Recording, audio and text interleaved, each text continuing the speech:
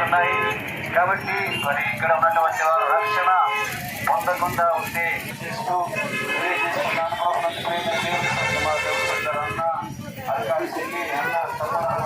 వారు ఎవరు తెలియకపోతే మీరు మరి దేవుని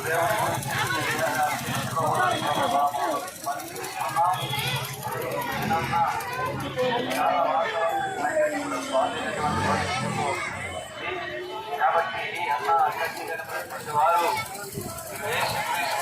గురించి తెలుసుకొని ఆయన సన్నిధానంలో తెలుసుకోవాలని రక్షణ పొందాలో వచ్చేసి మరి కొన్ని మాటలు మేము మీకు తెలియజేస్తూ ఉంటున్నాం. ప్రేమ దేవుని వల్ల మరి చాలా మంది ఇంకా కొత్తలో వచ్చి ఉన్నారు. మరి యేసుక్రీస్తు ప్రభు ఎవరు తెలియకుండా కొంతమంది జీవిస్తూ ఉంటున్నారు.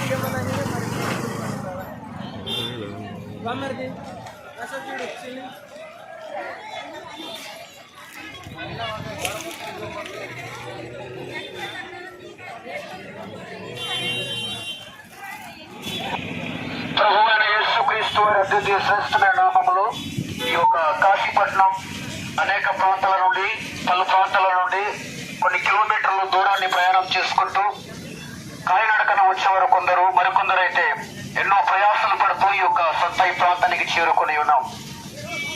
కొంతమంది అయితే చాలా కొండలు ఎత్తినటువంటి ప్రదేశాల నుండి ఈ ప్రాంతానికి చేరుకుని నిత్యావసర సరుకులు కొనుగోలు చేసుకోవడానికి ప్రాంతానికి మనం వచ్చాం. నిజమైనటువంటి దేవుని జనంగా ఒక్కసారి మనం ఆలోచించాల్సినటువంటి ప్రశ్న ఏంటంటే, మనము యాత్రికులమై ఉన్నామని లేఖనము తెలియపరుస్తున్నది. యాత్రికులు అనగా ఒక ప్రాంతం నుంచి ఇంకో ప్రాంతానికి వెలుచు మరలా తిరిగి వారి సొంత ప్రాంతానికి చేరుకుంటాం. ఏబ్రిల్ రాసిన పత్రిక గ్రంథంలో నుంచి 11వ అధ్యాయంలో ఒక మాట అద్భుతంగా రాయబడింది. ఈ లోక యాత్ర మనము ఒక దినాన్ని మనం ముగించబోతున్నాం. మనము ఒక ప్రాంతం నుండి ఒక ప్రాంతానికి ఎలాగైతే వెళుతున్నామో అదే విధంగా ఈ లోకం మన యొక్క జీవితం ముగించిన తర్వాత మరొక లోకానికి వెళ్ళాలి. అదే రెండు మార్గాలు, ఒకటి పరలోకము, మరొకటి నరకమని. నరకము అనగా అందులో మనం చేసినటువంటి కర్మ ఫలాన్ని మనం అనుభవించుకోవాలి. తప్పు చేస్తే దానిని శిక్ష ఉంటుందని చెప్తుంటారు. నిజమే ప్రేమైనటువంటి విఘ్నులైనటువంటి వల్ల ఒక్కసారి మనం ఆలోచించుకుందాం. ఈ లోకంలో బ్రతికినంత కాలం ఏవో సంపాదించాలని, ఏదో పొందుకోవాలని, పేరు, డబ్బు, ధనము, పేరు, ప్రఖ్యాత ఉన్నటువంటి భవిష్యత్తులో నేను ఉండాలని కోరుకుంటాం. మంచిదే, కానీ ఇంతగా బ్రతికినటువంటి మన జీవితములలో మరి అసలైనటువంటి స్వేచ్ఛ ఉందా అని ఒక్కసారి ప్రశ్నించుకుందాం. ఎంత సంపాదించినా, ఎంత పరుగులు తీసినా, ఎన్నో ప్రయాణాలు చేసినా, ఎంతో విశాలమైనటువంటి జీవితాలు మనం జీవించుకున్నా కానీ స్వేచ్ఛ లేదు, సమాధానం లేదు. ఎందుకు సమాధానాన్ని కోల్పోయాడనంటే, దేవునితో ఉండవలసినటువంటి సౌభాగ్యాన్ని మానవుడు పాపం చేసి దేవుని నుండి దూరం అయిపోయిన వేళ మానవుడి జీవితానికి కొరత ఏర్పడింది. అదేంటంటే అశాంతి, అసమాధానము అని. అందుకని దేవుని దగ్గరికి మనం మరలా చేరుకోవాలి, దేవుని దగ్గరికి మనం మరలా తిరిగి రావాలని దేవుడు ఈ లోకానికి ఆయన ఒక నరుడుగా భూగ్రహానికి రావడం జరిగింది. ఎందుకు వచ్చారనంటే దేవుని యొద్దకు మనల్ని నడిపించడానికి. అంటాడు యేసు ప్రభు, నేనే మార్గమును, సత్యమును, జీవమునై ఉన్నానని ఆ యొక్క లేఖనము తెలియపరుస్తున్నది. కాబట్టి మోక్ష మార్గానికి వెళ్ళాలంటే కేవలం ప్రభు అయినటువంటి యేసుక్రీస్తు మనకు మార్గమై ఉన్నాడు. ఆ మార్గములో మనం నడవాలి. ఎలా నడవాలనంటే మన మనసు, మన ఆలోచన, మన ప్రవర్తన విధానాన్ని మార్చుకోవాలి. చాలా మంది అంటుంటారు క్రైస్తవ్యం అంటే మత మార్పిడని. ఇది మత మార్పిడి కాదండి, మనసు మార్పిడి. క్రైస్తవ్యం అంటే మతులను, మనసులను మార్చేది కాదు. మనిషి యొక్క మనసును మార్చి దేవుని కొరకు చేర్చడానికి, దేవుని వైపు తిప్పడానికి, దేవుడు అంటే ఎవరు, ఎలా బ్రతకాలనేటువంటి బ్రతుకులను, విలువలను నేర్పించడానికి క్రైస్తవ యొక్క మార్గాన్ని నడిపిస్తుంది. ఆ మార్గంలో మీరు కూడా రావాలని ఈ పగటిపూట వేళ సమయంలో ఎంతో దూరం ప్రయాణం చేసుకుంటూ మీ యొద్దకు వచ్చాం. ఏంటి ఆ ఒక మార్గం అంటే, ఎలా వెళ్ళాలంటే కేవలం మనసు మార్చుకుంటే చాలు. ఎవరు కులం మారవద్దు, ఎవరు మతం మారవద్దు, ఎవరు దేనిని వాసించి మీరు పరుగులెత్తి దానిని కోరుకుని ఆ విధంగా మీ మనసులు మీ బ్రతుకులు మార్చుకోకండి. కేవలం మన మనసు మార్చుకోవాలి. మనసు ఏం మార్చుకోవాలంటే ఇది వరకు త్రాగినటువంటి జీవితం మారిపోవాలి. ఇటువంటి గొడవలైనటువంటి జీవితం మార్చుకోవాలి. ఇది వరకు మన చేతులు చంపినటువంటి ఈ చేతులను మార్చుకోవాలి.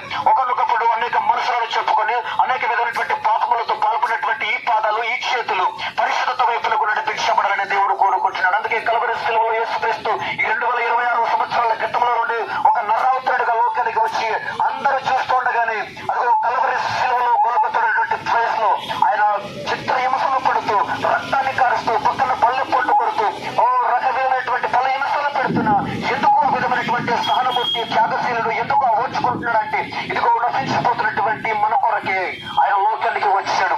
ఆ రక్షణ భాగ్యాన్ని మనం అందరం పొందుకొని దేవుని ఎందుకు చేరడానికి యేసుక్రీస్తు లోకానికి మెరుగుగా రావడం జరిగింది. కాబట్టి మేమెందుకు ఈ విధంగా ఆశ చెప్తున్నామంటే మా బ్రతుకులు పాడైపోయి మేము పతనం అయిపోయాం. మేము అనేకమైనటువంటి మనసుతో చెడిపోయాం. శాంతి లేదు, సమాధానం లేదు, కరువైపోయింది. ఎందరిలో చేతులతో ఈ చేతులతో కొట్టుకున్నాం.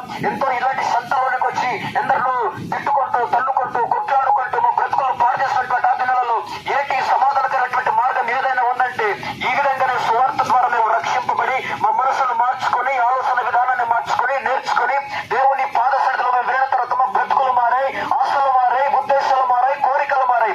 అందుకనే మాలాంటి యువకులు యవనస్తులు ఎందరూ నశించిపోతున్నారు.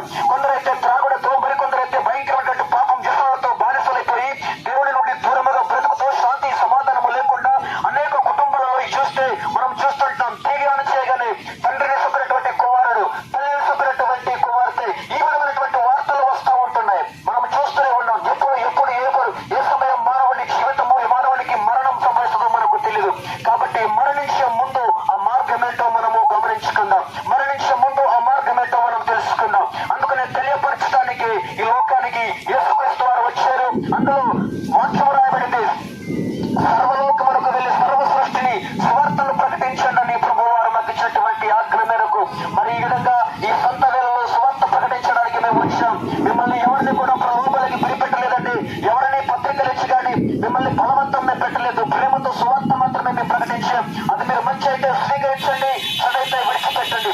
ఒక వ్యాపారైనటువంటి వ్యక్తి వ్యాపారం చేస్తూ ఉంటాడు. ఆ వ్యక్తిని మనం ఆ దగ్గరికి వెళితే మనం ఇచ్చినటువంటి వస్తువులు కొనుక్కుంటాం, లేకపోతే విడిచి వెళ్ళిపోతాం. ఇది కూడా అంతేనే గాని ఎవరిని కూడా మిమ్మల్ని బలాత్కారం చేయట్లేదు, ఎవరిని మిమ్మల్ని మెడపట్టి గెట్టలేదు, ఎవరిని మిమ్మల్ని పొడవట్లేదు, ఎవరిని మిమ్మల్ని చంపుకోవట్లేదండి.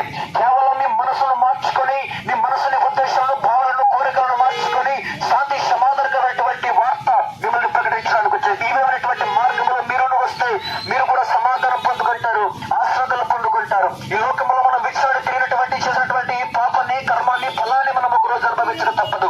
అది ఎప్పుడునంటే ఈ లోక యాత్ర ముగించిన తర్వాత అసలైనటువంటి జీవితం మనకి అక్కడ కనబడుతూ ఉన్నది. ఒకసారి మనం లెక్క అడగబోతున్నాడండి. ఆ సమయంలో మనము ఆ వెళ్లకుండా ముందే బ్రతికి ఉన్నప్పుడే మన జీవితాలను సరి చేసుకోవాలి. ఒక స్టూడెంట్, ఒక విద్యార్థి పేపర్ 1 గా ఎగ్జామ్స్ రాస్తున్నప్పుడు ఇన్విజిలేటర్ సార్ వచ్చినప్పుడు ఆ ఇన్విజిలేటర్ సార్ ఏం చేస్తాడంటే ఏమైనా తప్పిపోయి ఉంటే ఇప్పుడే సరిదిద్దుకోండి, తర్వాత పేపర్ మీద ఎందుకు వచ్చినప్పుడు మీకు అవకాశం ఉండదని ముందు హెచ్చరిక చేస్తాడు. అదేవిధంగా యేసుక్రీస్తు ప్రభువు కూడా ఆయన గరుడుగా వచ్చినప్పుడు మన జీవితంలో సరి చేసుకోవడానికి, మన బ్రతుకులను మార్చుకోవడానికి, మన ఆలోచనలు మార్చుకోవడానికి ఆయన ఈ లోకానికి వచ్చి మనల్ని సరిచేయడానికి చెప్పి వెళ్ళిపోయారు. మరలా రాబోతూ ఉన్నప్పుడు మన యొక్క జీవితం ముగించిన తర్వాత అక్కడికి వెళ్ళి సరి చేస్తామంటే అవకాశము లేదు. కాబట్టి అవకాశం ఉన్నప్పుడే మనము రక్షణ పొందుకుందాం. ఇదే రక్షణ దినము, ఇదే మిక్కిలి అనుకున్న సమయం. ఎవరైతే మన పాపములను, మనం చేసినటువంటి ఆ జీవితాలను, వ్యసనకరమైనటువంటి బ్రతుకులను మన నోటి మాటతో ఒప్పుకొని హృదయమందు విశ్వాసించి ఎప్పుడైతే యేసు ప్రభు యొక్క అడుగుజాడలోకి మనం వెళ్తామో అప్పుడు మనం రక్షింపబడతామని చెప్పింది. రక్షణ అనగా ప్రమాదాన్ని తప్పించబడటం. ఏంటి ఈ ప్రమాదం అంటే అనేకమైనటువంటి ప్రమాదాలు ఉన్నాయి. కొందరైతే మరి ఏవేవో ప్రయాణాలు చేస్తూ, మరి కొందరైతే ఏవేవో రకమైనటువంటి పనులు చేస్తూ మరో రకాలైనటువంటి ప్రమాదాలు పొంచి ఉంటున్నాడు. కానీ సహజమైనటువంటి ఈ ప్రమాదము కాదండి, నిత్యత్వమైనటువంటి ప్రమాదం ఒకటి ఉంది. ఆ ప్రమాదం ఏంటంటే మన యొక్క ఆత్మకు ప్రమాదము పొంచి ఉన్నది. కాబట్టి మనము ఈ యొక్క మానవుడు రక్త మాంసముల చేత, శరీరము చేత నిర్మించబడి కప్పబడి దేహాన్ని చేపాడు. కాబట్టి మనం ఏం చేయాలనంటే ఈ లోకమును మనం విడిచిపెట్టే వాళ్ళ ముందు ఆత్మ ఎక్కడికి వెళ్తుందనేటువంటి ఒక స్టడీని మనం చేసుకుందాం. అప్పుడే మనకు జ్ఞానోదయం పడుతుంది, అప్పుడే మనకు బోధ పడుతుంది. ఇన్ని చేస్తున్నాం, ఇన్ని అనుభవిస్తున్నాం, కానీ మనం ఏదో ఒక కొరతలో ఏర్పడుతున్నాం. అదే ఆ నిజమైనటువంటి రక్షణ భాగ్యం. ఆ భాగ్యాన్ని మనము స్వీకరించుకుని దేవుని ఎదుకు మనం వచ్చినప్పుడే మనల్ని మేలు సమాధానము కలుగు జరుగుతుంది. కాబట్టి ఈ కొద్దిపాటి మాటలు దేవుడు దీవించి ఆశీర్వదించి కాపాడును గాక. చిన్నపాటి ప్రార్థన చేసుకుందాం. పరిశుద్ధుడా, మహోన్నతుడా, సర్వోన్నతుడా, మహాదేవుడా, నీకు వందనాలు, స్తోత్రాలు చెల్లిస్తున్నాం ప్రభువా. ఈ సమయంలో సుదూర ప్రాంతాల నుండి అనేక ప్రయాసపడుతూ అనేక ప్రాంతాల నుండి కొందరు బిడ్డలు నా ప్రభు యొక్క సంతలో నిత్యావసర సరుకులు కొనుగోలు చేసుకోవడానికి ఇక్కడికి వచ్చినారు. వారు తిరిగి వారి ప్రయాణాలకు సురక్షితంగా వెళ్ళడానికి కృప చూపించండి. వాహనాల పట్ల మీ కృపను ఉంచండి. వారి ప్రయాణాల పట్ల మీ తోడుగా ఉండండి తండ్రి. వారు చేస్తున్నటువంటి వ్యాపారాన్ని వృద్ధిపరచండి ప్రభువా.